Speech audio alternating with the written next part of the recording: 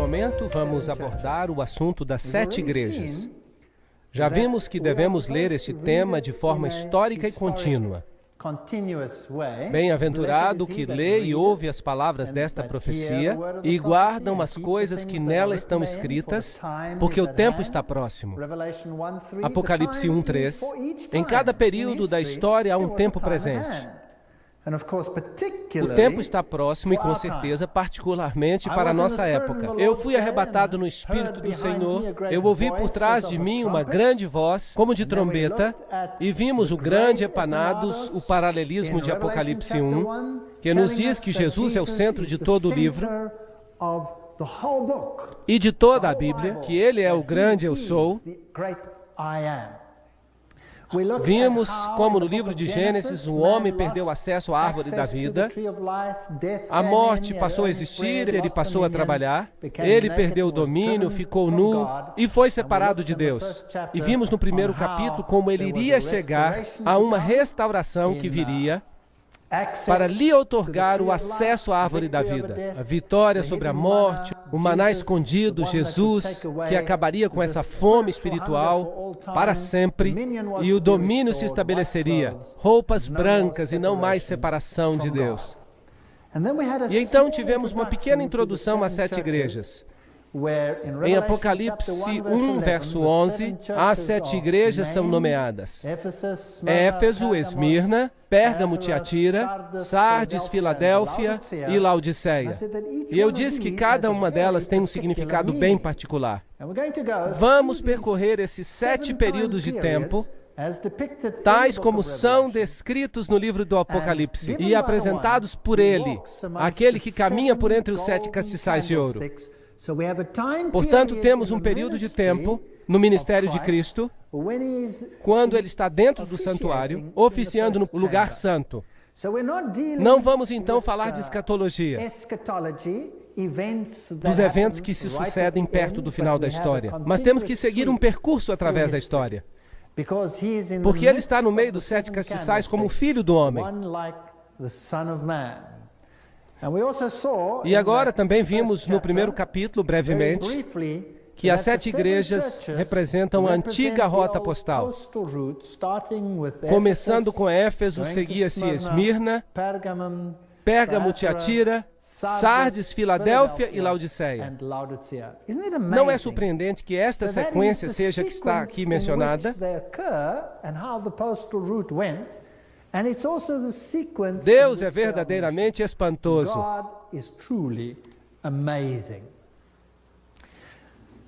Escreve as coisas que tens visto. Logo, a aplicação do tempo, as que são e as que depois destas hão de acontecer. A aplicação ao futuro e o mistério das 7 estrelas que viste na minha destra e dos 7 castiçais de ouro. As 7 estrelas são os anjos, os mensageiros. São as 7 igrejas. Então, a igreja é o meio pelo qual Cristo dissemina a verdade.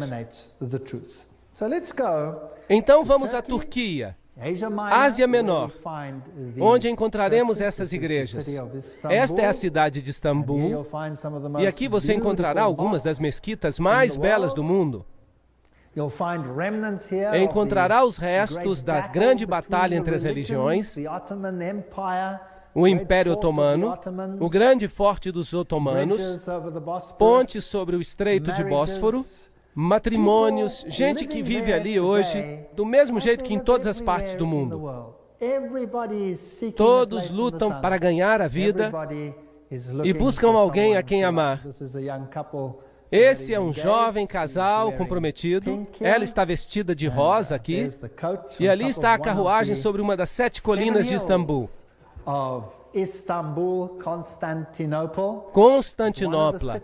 Esta é uma das cidades com 7 colinas. Roma é a outra cidade com 7 colinas. E é interessante que ambas foram capitais do Império Romano. E aqui está a grande mesquita azul de Istambul.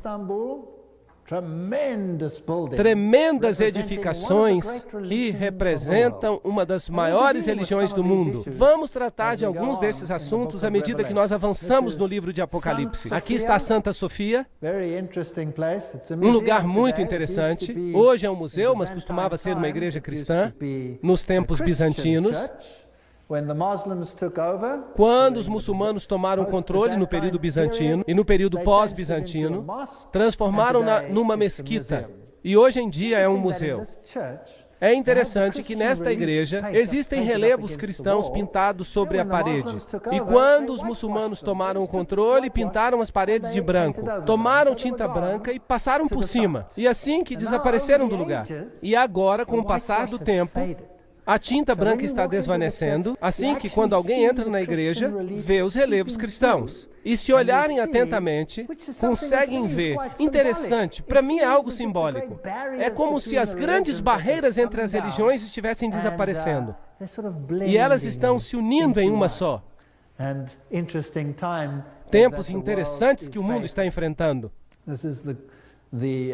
Estes são canais subterrâneos onde você pode fazer compras, mas é bem escuro lá embaixo. Com certeza é um país bem interessante.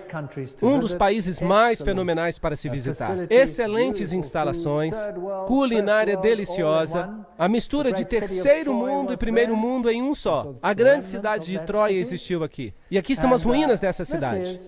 Isso é o que restou do povo, dos troianos. Aqui é o local onde Paulo pregou numa noite, e deve ter sido um pregador tedioso, porque seguia pregando horas e horas. Assim como eu, porque o pobre do Eutico não pôde suportar mais e acabou dormindo. E aqui estão alguns dormindo enquanto eu estou falando. Mas ele caiu da janela e quebrou o pescoço. E Paulo fez um milagre, orou por ele e ele ressuscitou. Esse foi o lugar, mas hoje é apenas um porto marítimo, de onde os pescadores saem nos seus barcos. E aqui é onde temos o cenário das 7 igrejas, nessa região.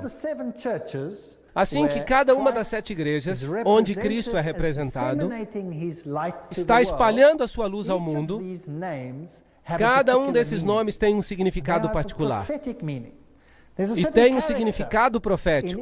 Há uma certa característica descrita em cada uma dessas igrejas que se aplica a elas nesse tempo, mas também uma aplicação ao futuro. Então, as igrejas recebem um elogio, algo que estão fazendo do bem. Mas é interessante que há uma igreja que não recebe nenhum elogio. Nós vamos falar disso depois. Depois há uma repreensão, e as repreensões são muito importantes, porque elas falam algo acerca da época novamente. Se alguém é repreendido e insiste em não se arrepender, o período da sua